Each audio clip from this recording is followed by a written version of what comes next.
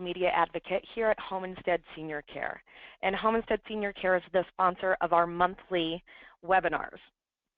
I'm really excited to invite our guest with us today. David Troxel joins us today. And David is a renowned expert on memory care, Alzheimer's, and he's also an author. So David, welcome. Tell us a little bit about your book, The Best Friends Approach. Well, thank you very much, Kat. It's always great to be on these very interesting telephone calls with lots of good questions. Together with my colleague, Virginia Bell, I've written a number of books in the field of aging and dementia care, notably a book called The Best Friends Approach to Alzheimer's Care. And you know, in all the years I've been working on dementia care, we've struggled to come up with medicines that can really help the brain function better, perform better. It's now been over, I think, 12 years since we've had a new FDA-approved drug for Alzheimer's disease. So meanwhile, what do? We try to create, from my point of view, a therapeutic environment, an environment that's healing. And in my own philosophy, the best friends approach, a lot of that's about relationships, about setting the stage for success, helping a person with memory loss feel safe, secure, and valued, knowing their life story, using it. And we're learning a lot of different techniques and tricks that may not solve every problem, because we know there are some major problems with dementia care, but can really help a care partner, a family member travel the journey. So this topic of behavior is near and dear to my heart. Lots of challenges, but hopefully during this webinar we'll come up with some good answers too. Great, and you mentioned that this is near and dear to your heart, so before anybody thinks that you're just some guy out there writing a book, you were a caregiver for your own mother who had dementia. Yes, Kat. You know, like so many of us who work in this field, when I started off in the mid-'80s, I had nobody in my family, but since then a number of family members, and my mother, Dorothy, passed away in 2009 with Alzheimer's disease, and I traveled that journey with my dad and with her, and we had some wonderful support along the way with some great in-home help and then a good assisted living community. And so learned a lot, and I'm sure like many people on this call have a lot of family perspectives as well as professional perspectives. Fantastic. Well, I'm going to encourage all of our listeners to start entering your questions for David. You'll find the question section on your screen. And also throughout the chat, if you have a tip that may help one of the other caregivers who have asked a question, go ahead and share that in that same question box, because we know you guys are experts out there as well dealing with this every day. So I think every time we hear from you, we learn something new. David, I'm going to start with the question that was emailed into us. And this one comes from Linda. And it's a question about kind of keeping odd hours and some nighttime issues. Linda asks, I am my 89-year-old mom's caregiver. She's in the final stages of Alzheimer's. She has started this pattern of staying awake for 36 hours, then crashing for 36 more. While she is awake, she talks constantly to people that she sees in the room that are clearly not there. You cannot tell her there's nobody else in the room but us two. Even though she cannot walk and is bedridden in a hospital bed with side rails up, she insists that she can walk and that she walked yesterday. The doctor has her on medication, but to no avail. It doesn't stop her hallucinations at all. I'm afraid that she will hurt herself trying to get up out of the bed. Do you have any suggestions on what I can do? What do you think? Well, my goodness, thanks for writing in, Linda. You know, like so many of the questions we've covered on these webinars, there are a lot of very complex situations. So let me jump in first, I think, and talk about the sleep patterns. It does seem to be very common for sleep patterns to happen, for them to change with dementia. A person who perhaps was always an early bird is now a night owl. I've heard of people who do have almost these binges of awakeness where they just don't go to bed. I haven't seen so many of the 36-hour cycles you've described, but I think the first thing I would say is be sure to talk to your physician about that, evaluate her for pain and illness, take a look at her medications and see if any of them can be contributing to her sleep issues. So I think I would approach the sleep issue that way. Sadly, though, I will tell you that there are these sleep patterns that come up where you just have to almost work around them and hope that they change. But maybe things will normalize on that piece as well if you can check it medically. You talk about hallucinations, and hallucinations are very common in a form of dementia called Lewy body dementia. And we often think of them as visual hallucinations where maybe you're seeing little people in the room and talking to them and they aren't there. But you can also have actually auditory hallucinations, hearing things. You can have olfactory hallucinations, smelling things. So a lot of that seems to be triggered with this Lewy body dementia. When someone has hallucinations, you have to, I think, ultimately realize that that person, your mother, thinks they're very real and happening. So you want to be comforting, be supportive. You don't want to argue and say, they're not here, mother. You want to say, let me look into this. I'll see what I can do. Ask her about them, reassure her. And there are some family members who will say, Mom, I'm sorry, you're under the weather right now and you're seeing things that they aren't here, but it's all going to be okay. So being authentic is very good. I'll throw out one other idea that might be calming and positive, not only for you, Linda, but for other people on this call. Lately, there's been a lot of attention on the therapeutic power of music for people with late dementia. Yeah. I really like this documentary that you can watch, I think, on Netflix or buy for, I think, $13 or $14 from Amazon.com called Alive Inside, where they use a person's favorite music with headphones in a skilled nursing setting. And it's remarkable how music can help people with dementia feel calm and get a sense of happiness and joy. It turns out that song lyrics and music actually live in a different part of the brain than words and language. And I'm sure most of the people on the call have noticed that people remember those old song lyrics. So I think, Linda, I'd check with the doctor, work on the medications. I would try to introduce music into your mother's life, and some of those would be some ideas that I'd have for you in your situation. Great tips. And I know from my own personal experience with my grandmother, anytime there are sudden onset of hallucinations, make sure you see a doctor. For her, it was always a urinary tract infection. So those can also cause those hallucinations. So make sure that medically there aren't any infections or anything progressing that the doctor needs to help with. Well said, Kat. And I'll put two words out there just for definitions. And for those of you in front of your computers, maybe you could jot these down because they are very helpful. But, many people with Alzheimer's disease have what we call delusions, D-E-L-U-S-I-O-N-S, delusions. And a really simple definition I like is that a delusion is a fixed false idea, And that's actually a bit different than a hallucination when you're actually seeing things that aren't there. Yes. I might have a fixed false idea that someone's moved the fence in to steal my land and things like that. Now, the other word to write down is delirium, and that's what Kat is referring to. A delirium is more of a temporary confusion that when you're sick or have a fever, and a delirium is almost always short-lasting. So again, you can have all of the above, but with dementia, these delusions are the things that often cause a lot of trouble. Great. We have a question that came in from Jamie, who's looking for a website that can offer some therapeutic interventions versus, prescribing medications. Well, thanks, Kat. I'm a big fan of this therapeutic intervention piece, and I like to just keep it very simple and say that hugs are so often better than drugs when it comes to dementia care. It's very hard to get a psych med right.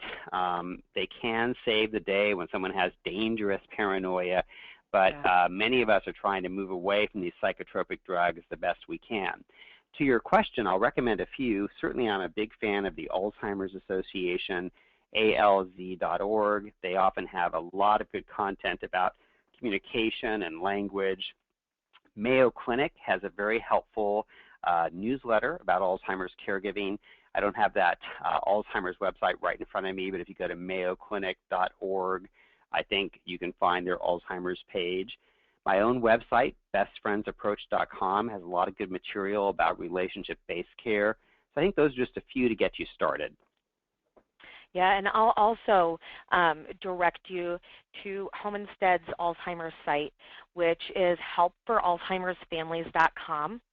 There is some great training for family caregivers on that site that is based on the training that we actually provide our own professional caregivers that David has consulted on with that.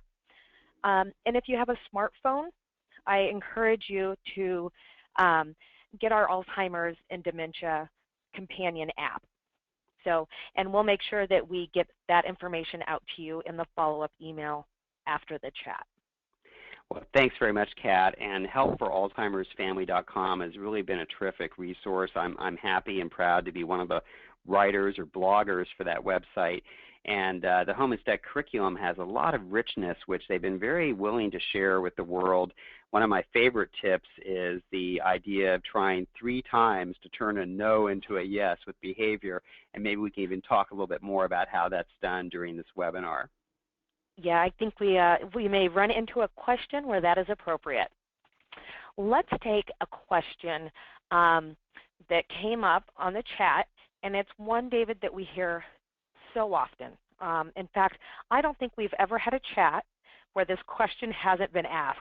So, I think every caregiver struggles with this. And this particular question, comes from Bev. She says, my mother, who has always loved showers, argues about taking them and finds every excuse to avoid it. Is this due to modesty or a fear of the water? You know, Kat, it's so funny. I was going to tease you and say, let me guess what that topic is, and it would have been bathing, so I'm glad that I got that one right. Yeah, I think we should just simply run a monthly hour on bathing, because I think that could draw a lot of interest. So let me see if I can tackle this a number of different ways. First, I think I'll actually start with a resource, which is that a number of friends and colleagues many years ago did a terrific DVD and training series called Bathing Without a Battle. Bathing Without a Battle. Joanne Rader was one of the authors. They have a great website, a great DVD, and that can be very helpful. And again, helpforalzheimersfamilies.com and other websites have some good tips. But, you know, with this issue, everybody's a bit different, but the common threads that I've seen, I think number one is just lack of awareness. You know, if Kat and I go jogging together and we have a big meeting later that day, you know, we'll know we need to take a shower and spruce up before we meet the boss or something. But a person with dementia, they kind of lose a lot of that insight and awareness, and so they may not really know, like the rest of us, that they need the bath. They can be forgetful. Perhaps they think they've bathed and they haven't. Fear. They can be afraid of falls, which is, you know, really a huge worry for a lot of elders. And, you know, a lot of falls happen in a shower or in a bathroom. Your question talked about modesty. I think that very much comes into play. Pride. People want to do it for themselves. And then the other thing, just environmentally, particularly in certain skilled nursing settings and sometimes in assisted living, the bathing areas look so institutional. I think people are afraid. They're not seeing them. Wouldn't you agree, Kat? Absolutely.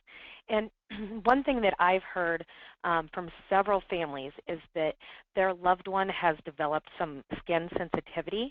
So the actual shower, the water hitting their skin can be painful. And so they've had luck switching to baths. Very good. I think that's an excellent idea. So here's just a few general ideas that I have, and again, Kat and maybe some of our participants can also offer their ideas. I think number one is set the stage for success. You have a limited amount of time to make that experience of bathing work.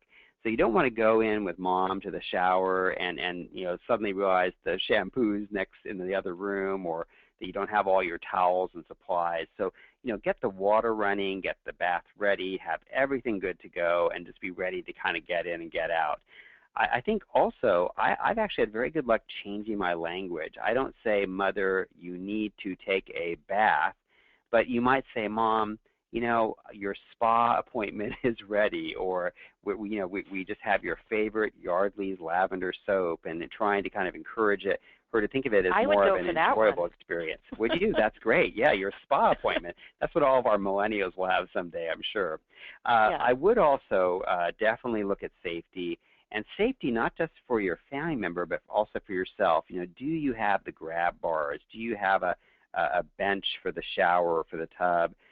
Be careful, because someone starts to slip and you're trying to bend over or grab them, you can hurt yourself as well. So I think in terms of just some of the bathing tips, I think environment's very important.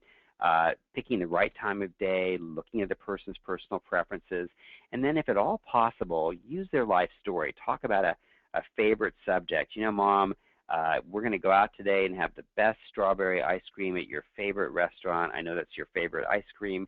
And kind of try to set a very happy tone. Hey, let's just get this, we have your bath all set to go. Let's just get in and out of here, and we can get the day going. They do read your emotion. And if you can have that sense of confidence, that can also be very, very helpful. Yeah, and I'll piggyback on that and say keep that type of conversation up during the bath, right? If it feels awkward for you, it's feeling awkward for mom. So talk about what you're going to do that day, and try and preserve some of that dignity for her. You may also want to check into maybe getting a caregiver to come in and help with bath time. Maybe she feels more comfortable with somebody who's not related to her performing those tasks. We've had a lot of clients start out with us just for bath time because their family just couldn't manage it. It was awkward for everybody. So don't be afraid to reach out and ask for help. And, like you said earlier, you've got to try different things different times. Right. And Kat, I want to just endorse that again, because there are situations I think all of us have faced where sometimes our family member is actually more cooperative with a non-family member than they are with us. And I think some of those caregivers who have skills and confidence and a great upbeat spirit, they might be able to come in and get that shower or bath accomplished a lot easier than one of us. And that can really help preserve the relationship. So I'm all about having a plan B, and I think if you are struggling, having that caregiver come in can be very, very important. Kat, I'll just mention one other quick thing, which there are a lot of products out there now that you can maybe check with, again, a good home care agency or even a medical supply store. There are these soapless shampoos and different kinds of already pre-moistened pads and powders and things you can do to kind of go beyond the traditional sponge bath. And I have had family members who have ultimately thrown in the towel on bathing and do their best to keep the hygiene up with some of these other products, which I think keep getting better and better. Absolutely. Okay, I want to move on to a question from Lori, and it's what I like to call the I want to go home question. Here's what Lori has to say. My mother thinks she is not in my parents' home that they have lived in for 48 years. What do we say to her when she says she wants to go home? Some days she is so adamant that she tries to get out of bed, and she's not ambulatory, but she seems to have amazing strength and lack of fear when she tries to get up and leave. That's a tough one. Yeah. Oh gosh. Well, here's my take on that. I really work hard to be in the moment with the person with dementia, and one of my favorite phrases is one, again, that you can use in lots of circumstances, but it's basically, tell me more about that. Mom, tell me more about that. So if somebody says I want to go home, again, to me, it's more that they're expressing an emotional need for connection or for a safe place. You could drive them, by the way, back to their home, and they may get there, if that still is in the circumstance, and maybe they don't like in this situation they don't recognize their home. Maybe they are thinking about their old family farm. You could take them there, and they still may not recognize that that's home. So I like to say, tell me more about that. Do you live in the city or the country? Is it a big house? What color is the house? Did you plant a garden in summer? and grow your own vegetables. And sometimes when you actually draw them out and let them talk a bit about that cat, I find that it almost sort of nurtures their soul. It allows them to kind of calm and have a chance to, really begin to have that emotional connection fulfilled, that emotional need fulfilled. And then maybe you can go out for the strawberry ice cream later, something like that. So that's one example. You don't want to say you are home and argue with them. That is almost always counterproductive. Absolutely.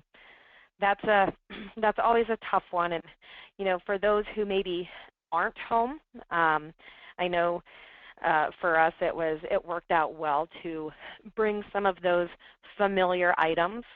And I would always ask about the kitchen. It seems like everybody remembers the kitchen wherever it was that they lived. So kitchen is always my go-to. Do you remember the kitchen? And we talk about the food that we made there. And so I love that, talking about the place that they want to go. And I think you're right. It kind of nurtures that happy place for them. Right. So, Kat, I'm going to ask you a personal question in front of hundreds of people here. Now, do you do the dishes no matter what before you go to bed if you've had a party, or do you just let them sit for the morning?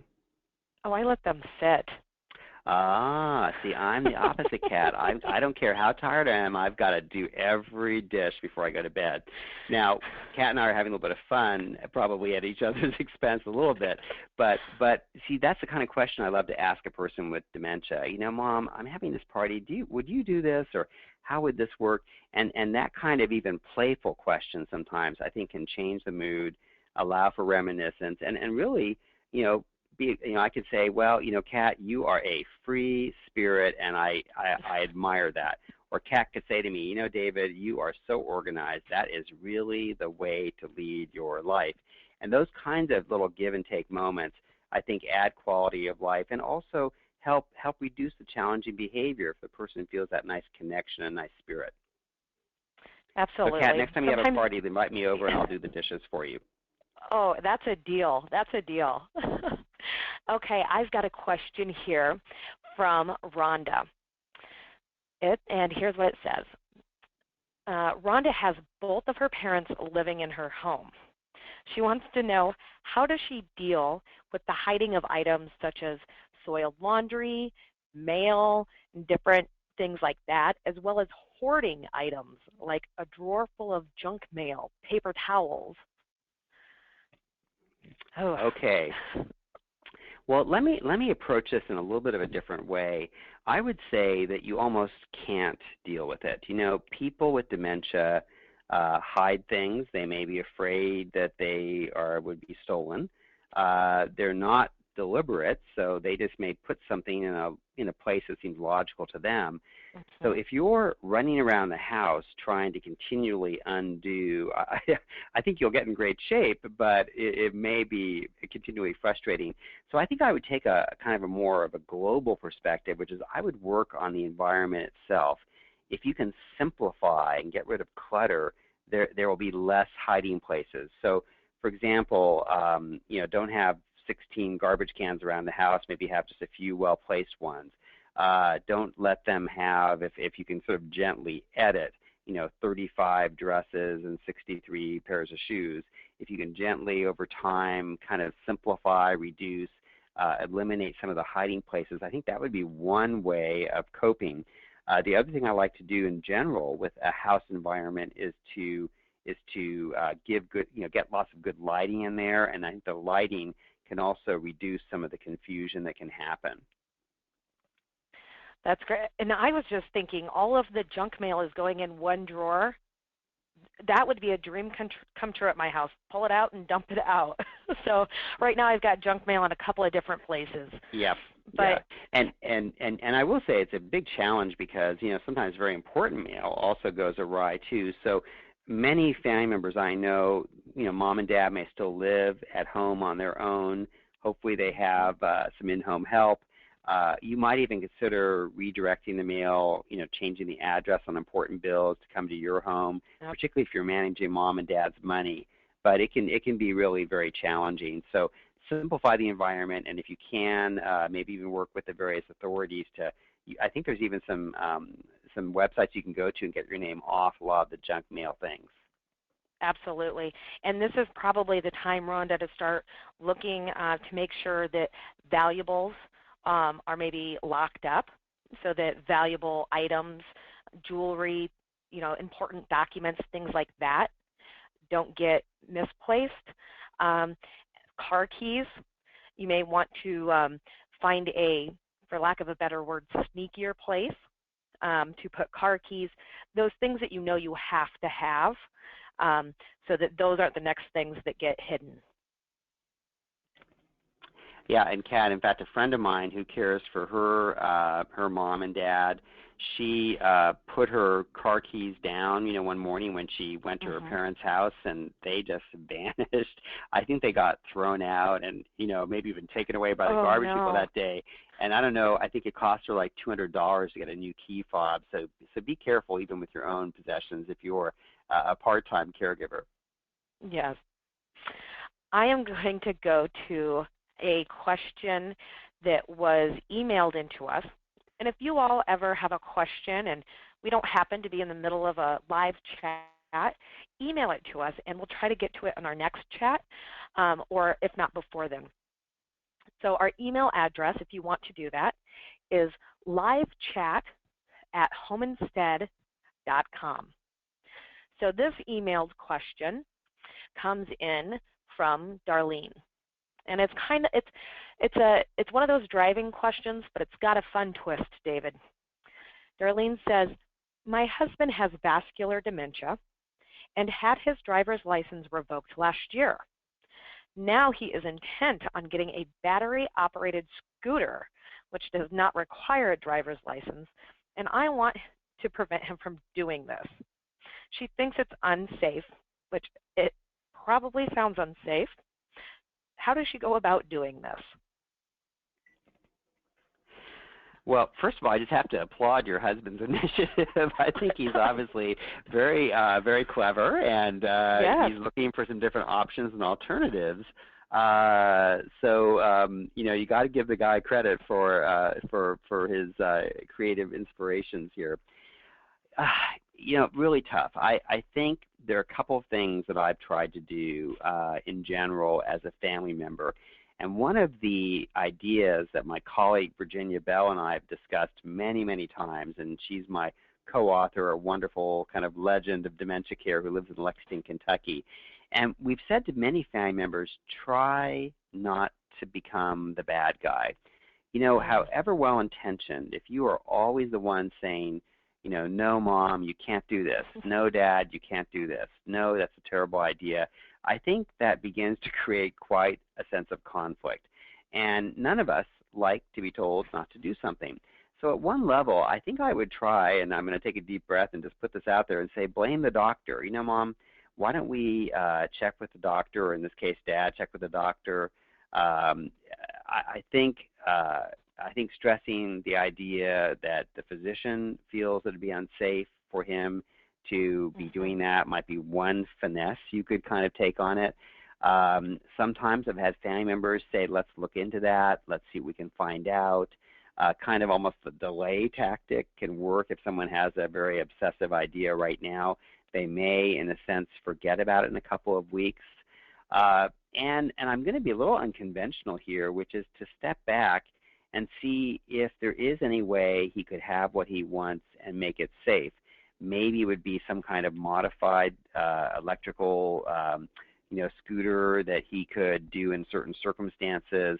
Maybe there'd be some way to consider and actually study whether there's some product out there that might work for him to give him that sense of independence. But otherwise, I think you almost have to just stall, blame the doctor, and be authentic. Say, Dad, it's not that you can't drive anymore, but, falling is such a tough issue. And I worry you getting on and off it on your own. If you took, one fall and you may just be out, that would be the end of your independence. Absolutely. So sometimes, again, that finesse of not just saying you're not able to, you're not qualified, all of those would be a few of my ideas. Yep. One of my favorites is, oh, it's not in the budget right now. Let's talk about it next month. There you go. There you go. Right. Right. It is tough because, one of the things I think Home Instead's done particularly well in their dementia care training is to teach their own caregivers that people with memory loss are just like the rest of us, all the same needs, emotions, feelings, and almost all of us still want to have that sense of independence and freedom. Driving is a big deal, and giving up those car keys is a big deal. So anything you can do to, offer praise, offer substitute activities, give encouragement, I think all of that's very valuable. Absolutely. David, I want to take, excuse me, a little break here. As you know, we like to get buy-in from family caregivers as often as we can. As we create different resources, we want to make sure that these resources are really valuable to you. So we're going to ask you, if you are joining us online, to take a poll for us.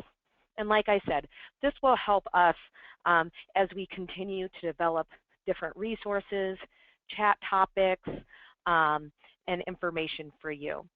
So if we could go ahead and get the poll pulled up. The question is, which of these instances describes your situation? Are you caring for a parent? Are you caring for a spouse? Perhaps you're caring for a sibling, or are you caring for a patient or a client? Or do none of these apply to you? You're caring for someone else. We'll take just a minute for everyone online to complete the poll. You'll see a poll module on your screen there near where you enter your questions. And while they're taking the poll, David, I want to let everybody know about the book Confidence to Care. Confidence to Care is really written with the family caregiver in mind. It's written by Molly Carpenter, and the way that it's set up, it makes it really easy. So let's say it's a one Wednesday afternoon, and you're having issues with your husband's confusion, or he's repeating things, and you've had enough and you don't know what to do. It's really easy to pull out this book and flip right to that chapter. Everything is set up by behavior, so you don't have to go through 3 chapters to figure out different tactics. So Confidence to Care is the name of the book. ConfidenceToCare.com is where you can learn more, and we'll make sure that you all have a link to that. And David, I know you and Molly have worked together in the past. Molly's terrific. It's a great book. I definitely recommend it.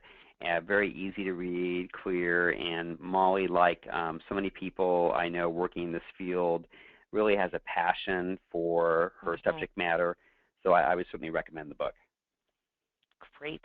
Thank you all for taking the poll. We are going to jump back into your questions here.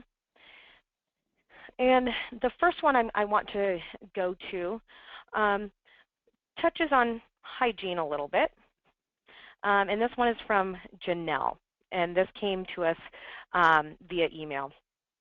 And it's, David, this is about her father. She says, my 85-year-old father doesn't view little accidents of urinating on himself as a problem. He refuses to wear protection and won't discuss the issue without becoming very agitated and angry. He gets up and goes to the bathroom, but he hits everything except the toilet and mostly his pants.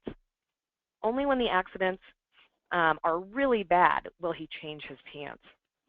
She says, we're burdened by having to see his quote-unquote bullseye on the front of his pants. To avoid conflict and my father's yelling, my mother just deals with the extra wash. Any ideas? Wow. Well, another challenge. So let me again, I guess, Kat, give you one technique that I found very helpful as I've sometimes sorted through these family issues.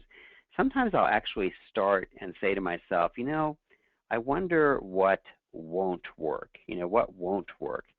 And it's clear in this case, to me, at least based on the information they sent in, that what won't work is to fight and argue and shame and, push back all the way you can, because it's obviously just escalating the situation and it also sounds like the mother wants to keep the peace. So, Yep. but thinking about what won't work kind of sometimes will free me to be open to what might work. So in this case, a couple ideas I have. I think number one is, I think first is to pick your battles. So you may just have to let things be the way they are a little longer. And that's a tough thing to say, but if the mother's not fully on board, if the dad's deeply reactive, you may just have to kind of try to keep going the way it's going, do your best a little bit longer. Sometimes, and this is so hard for families to see, but sometimes when the person's dementia progresses, they actually get a bit more forgetful, they get more in the moment, and they actually become more cooperative to our care. So that's sort of one fallback. I think a second thing I'd say is I would go ahead and get the briefs, get them purchased, have them in his drawers, maybe have them in place of regular underwear if you can, and continue to try more of a subtle campaign. Oh, Dad, here we go. Let me help you get your briefs on, and just be very matter of fact, very positive. Hey, this is something new. Let's try it out, and sort of normalize it and almost present it like a regular pair of briefs or underwear. Some of these new products are really quite good. So I think some of that might be a way I'd approach it, which is to sort of continue to chip away at it, bring those briefs, do the best you can.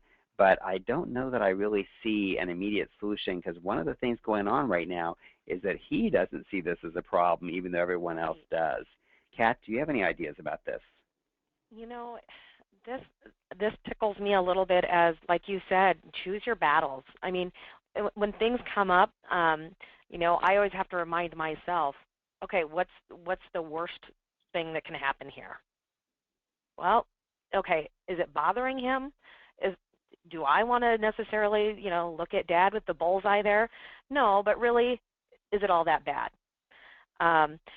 Maybe you try a couple of times to remind him or encourage him, but sometimes you just have to let it go. And quite honestly, if Mom is willing to put up with the extra wash, it probably means a lot to her to have the peace in the family. Sure. And I think, Kat, too, that, one thing you could do, I don't know if he wears blue jeans or chinos or what he wears, but make sure you have, extra pairs of pants and slacks around. And every night, as he's getting ready for bed, I assume he takes off his clothes and either sleeps in his underwear or pajamas or something. See if you can be sure there's always that clean set of clothes for him the next day. But I think that would be my take on it. Now, I will tell you that some family members have had some success just trying to gently say, Dad, I think the neighbors may be coming by later today, or we have to run down to the appointment, and we need to both get really spiffed up and organized. Let's get you into a fresh set of slacks, and you can even gently say, oh my gosh, Dad, there's a spill here. You must have spilled your coffee. I wouldn't say you peed in your pants, but sometimes a little bit of a gentle finesse like that. Dad, oh my gosh, some coffee must have spilled here. Let's get you all cleaned up, and that could be a way to kind of go from no to yes. Absolutely, or even put it on yourself to know, oh my gosh, I think I may have just spilled my coffee, Dad. Let's get this wash done. Yeah, right. That's right. Okay, let's see. Let's go to a live question. And this one is from Diane. And here's her question, David. She says, is it better to have my father live in a memory care facility, or to have a full-time caregiver live with him? My brother lives with him now, but is not a responsible man in many ways. My sister and I come over each 2 to 3 days per week to take him out. He is moderate stage and is high functioning now, but we are planning, as this situation of living with my brother isn't too healthy for him. I know that socialization is important. And how would we convince him that he should move to a facility when he doesn't understand that he needs it? Okay, well, what a very rich and good question. So let me tackle it this way. I think it's very unfortunate if experts are saying, oh, Kat, there's a right way and wrong way for you to do these following things. I think dementia care, which is so tough for all of us, doesn't always have an obvious yes or no answer. So as you've even pointed out in your question, with your brother potentially being unreliable and other issues, every family is different, just like every person with dementia seems to be different. So what I like to encourage families to look at is to be open to possibilities and not to wait and wait and wait to use services. So classically, we have what we call this continuum of care. And that concept, I have to say, Kat, is probably a bit dated, but many family members will start off caring for someone. Maybe they'll use an adult day program a couple of days a week if there's one in the neighborhood that's very good. Maybe they'll start off with a few hours of in-home help that will gradually grow, and maybe they'll have someone 40 hours a week at some point. Maybe later or at another point they will say, the home setting isn't really working anymore. I need to look at assisted living and consider that. So I think all of them are actually excellent options depending on really where you are and what's happening for you. And my own father, we didn't use an adult day program, but for my mother, Dorothy, we actually had in-home help, and it worked out very well.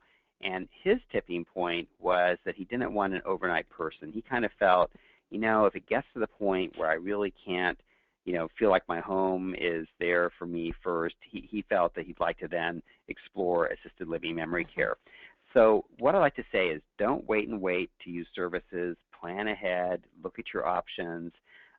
Try. Be bold. I've had people say, "Oh, my mother said I don't want anybody in my home." Well, we'll try it. And maybe if the person is lively and makes a nice connection with your mother, they'll become best friends and do really well together. So I think be open to possibilities. Plan ahead. I will comment in a minute about how to talk to the person about services, but Kat, let me pause. Do you have any experiences you'd like to share? Well, first I want to give a big kudos to Diane. Number one, for, thinking about planning ahead and not waiting for that crisis moment to happen. So, you and your sister, seem very dedicated to your father's well-being. And I'm going to echo what you said, David. Don't wait. It's obvious that you're ready to plan, and maybe a facility isn't the right answer now, but it might be in a year. So it doesn't hurt to go and see, are there facilities in your area? Take tours, get to know them, and figure out what might be the best fit. The other thing to remember is when you're thinking about, what type of care, where the care is taking place, is that it's not just about your dad. It's about the entire family. So if a facility makes more sense because it allows you and your sister a little more time with your own immediate families, and that dad's getting that care, or if having somebody come into the home you think better suits you because you like sitting in the living room with your dad and having that experience with him, or knowing that, he's still in the home if that's where he wants to be. So, and David, you're so right. We hear all the time, I will never put my loved one in a facility, or, as soon as I'm old enough, I'm going to a facility. But it's amazing how quickly that changes. Right. What I'll add is I think when you are looking to particularly have somebody in your home, or looking for having someone move to assisted living or to some kind of memory care setting, there's probably some good articles on the internet, but I would definitely ask about the staff training. How do you train your staff? I would look at the socialization and engagement program. What kind of activities do you do for mom and dad? All of those are great questions to ask. And I will comment about one really successful strategy. Home Instead, many national companies, many quality dementia care providers, they really do a good job trying to get your mom and dad's life story and all the key elements. But go above and beyond that. If your dad loves to talk about the New York Yankees, if he loves his coffee with 2 sugars and 2 creams, if he once played the ukulele and built a wooden boat to sail to Hawaii, make sure the staff know about that, because you want that particularly in-home caregiver to be lively, to have a nice rapport, to do things. So make suggestions, give them some ideas, because that is when it really becomes successful, is when that nice relationship forms and when you keep the person busy. And I think the questioner mentioned socialization being very, very important to people with dementia. Absolutely. Okay, I've got a question here that was emailed to us. And this is a tough one, and this comes from Brent, and it's really kind of about the personality change that can sometimes happen. So here's what Brent wrote into us. How do I deal with my mom who never cried in front of us all of our lives, and she's now become at the drop of the dime crier and sheds no tears? Mom is very stubborn, independent, argumentative, sarcastic person. Always has been to a point, but now very hard to be around and help. I am always on a daily basis accused of ruining her morning for the littlest thing. She has always taken care of herself. She is very educated, but now pudding and extremely salty popcorn for breakfast is what she would like to eat. Now I am dealing with visiting nurses, therapists, because she has edema and cellulitis. This morning she lost control of her bowels. I'm at my wit's end. We've always been very close, and now everything has changed. It is, we are very sad to tell you the truth, frightening. Any tips or words of comfort for Brent? That's hard. Gosh, well, I'm really sorry this has been happening, and a couple ideas I have, again, just sort of globally. I think number one is learn all you can about caregiving techniques and about dementia. It sounds like you really have your hands full, but I don't know whether you've had a chance to, for example, to read some of the good books out there, attend a local Alzheimer's Association workshop or another organization's class or workshop. I think you want to try to get as many skills and ideas as you can to learn ways to redirect your mom and learn ways to kind of deal with some of these behaviors. I think that would be one tip. Number two would be also to find a support group. It sounds like you've really been put through the ringer, and I still find support groups very meaningful and important. There are even online support groups now if you're stuck. And then my third impression is it sounds like you really need a break. I'd like to see if you could figure out a way to get some respite, either by getting some additional in-home help, even short-term, hopefully maybe even over the long term, or maybe even doing a couple of weeks of a placement at an assisted living community or skilled nursing home where they could kind of get her medical needs under control and help you kind of catch your own breath. So those would be a few ideas I'd like to share. Yeah, I am, I see so much of, my own story and my family's story in this, and how frightening it was. Just the change in personality, the extremes. So Brent, I am so sorry that you are going through this, and I absolutely echo what David has said. You need a break. I always say every caregiver needs a break, but especially dementia caregivers. And, I'm going to direct you. We'll make sure this is included in the email. But if you go to helpforalzheimersfamilies.com, we have teamed up with Hilarity for Charity, which is an Alzheimer's Association charity, to provide families like yours with grants for respite care. So you can go to helpforalzheimersfamilies.com and apply for that grant and get you a break and find that support group. It's a scary experience. It's a frustrating experience. And you need to talk to other people who are going through the same thing. And the other thing I'll say is sometimes you got to just give your mom a break, and let some of the things go, laugh some of the things off, if for no other reason than to save your own sanity. So, okay, so I've got a question here before we wrap things up. Um, and this one is from Laura, and she's on the live chat with us now, David. Here's what Laura has to say.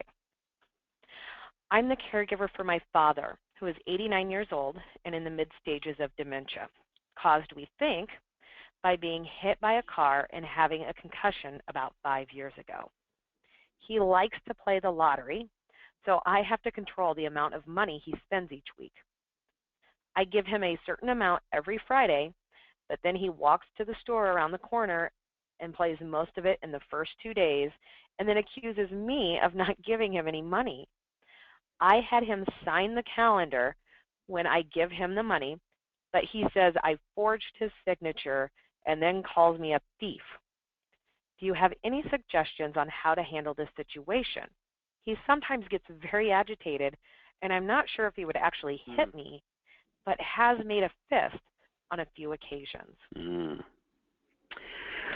Okay, well, there are certain people who develop kind of an obsession around certain activities and, things around money and even winning prizes. There are people who even play these bogus, lotteries that come to their house that it becomes a huge, huge worry for families. I'm intrigued that you have kind of a system set up where he does go down and I guess buy, I don't know what kind of tickets they are, and has a budget. I wonder if you could give him more of a daily budget and perhaps, even argue, well, I haven't had a chance to get to the bank, or, give him, $5 a day instead of $35 for the week.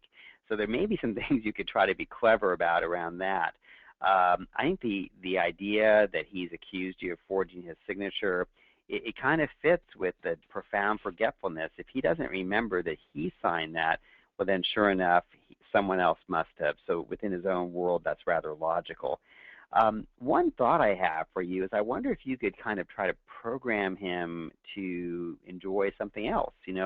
Maybe take him for a drive to the local drive-in and even sit in the car and have your hamburger and ice cream cone. Go to watch some kids play Little League. Take a drive. Maybe try to fight the boredom that is there, because sometimes I think people will do things like your dad's doing because he really has nothing else that gives him that pleasure. Again, maybe consider an adult day program, consider a lively in-home worker. Try to look at his past. What has he enjoyed in the past? I guess if he's always been a gambler, that might be an issue. But particularly if this is a new behavior, I'd try to see if you could reprogram that and maybe introduce an old hobby or an activity. Believe it or not, some people have had success with what I call a social engagement project. Maybe adopt a local animal shelter and make dog biscuits and deliver them to the dogs together, or do backpacks for the kids for who are on their first day of school, or write letters to troops. Sometimes things like that with purpose can also fill that void for people like your dad. That's great. When we get lonely, I know when I get bored, I like to go shop. So we look for things to do, and if that's his outlet, I'm going to tell you the idea that came to my mind is, all right, how do we get him his money, but not all at once? And the first thing that popped into my mind were the medication management tools that are on a locked release. So put his $5 in there for each day, and when it's time for his meds, the $5 bill can be in there with it. So that was the first thing that popped into my head. But I love the idea of maybe helping him find an activity. What did he used to enjoy doing? Did he have, like you said, did he have a pet? Does he love animals? Does he love sports? Is there a local sports team, or even a little league team that plays nearby? Things like that. So, okay, so David, I have quite a few questions, so I want to give this information out again. I'm getting a lot of questions about respite care. So if you're not familiar, by now you're probably familiar with the term respite and what respite care is. It's really kind of this short-term break. It gives you a break as that family caregiver where another caregiver comes in to care for your loved one. And one of the things we found, that break is absolutely fantastic for you, but your loved one enjoys it as well. Kind of change of scenery, a new person to talk to, some new company. So I spoke earlier when we were talking about Brent's question about an Alzheimer's Relief Care Grant Program that Home Instead is partnering with Hilarity for Charity with. And the website where you can apply for that is helpforalzheimersfamilies.com. So the same website you went to register for our chat, if you go there, you'll see where you can apply for the Respite Care Grant. And we'll make sure, I'm going to put this information up here in just a couple of seconds here, and then we'll make sure that that link is also included in the follow-up email that we send out. Okay, so as I promised at the beginning of the chat, I wanted to make sure that you all have some resources, some of the things that we've mentioned. Helpforalzheimersfamilies.com, that's where you can take some online training that's specific for family caregivers. There's also a section, if you have a question for David that we didn't get to, you can ask him a question there. There's blogs, there's all kinds of support and tips, so that's your go-to place. ConfidenceToCare.com is where you can find more information about the book that I was telling you about, written by Molly Carpenter. And if you're on Facebook, I really hope you'll join us at facebook.com/rememberforalzheimers. We are a great community of caregivers for those with Alzheimer's and other dementias. We try really hard to provide education and inspiration and really support one another through this journey. And I also want to make sure that you can find David. So you can go to his website, bestfriendsapproach.com, and you can also find him on Facebook, which is facebook.com/bestfriendsapproach. Okay, and if you've got your calendar out, I want to give you a sneak peek to what's coming up next month. We are going to welcome back my friend and expert, Karen Garner. You may know Karen from her blog, Missing Jim. She is also an Alzheimer advocate. She cares for her husband, who has younger onset Alzheimer, and she is the founder of the Garner Foundation. So mark your calendars for Thursday, May 28th, 5 p.m. Eastern. Watch for registration information on the helpforalzheimersfamilies.com website. And if you have questions that you want to send out ahead of time, you can always send those to livechat@homeinstead.com. David, thank you so much for joining us today. We had so many great questions, and I really appreciate your great tips and ideas for all of our caregivers out there. Thanks, Kat. You're very welcome.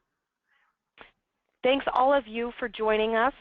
Hope to see you on Thursday, May 28th at our next live chat. And until then, we will see you online at helpforalzheimersfamilies.com and on Facebook, Remember for Alzheimer's. Have a great week. See you next time. Bye-bye.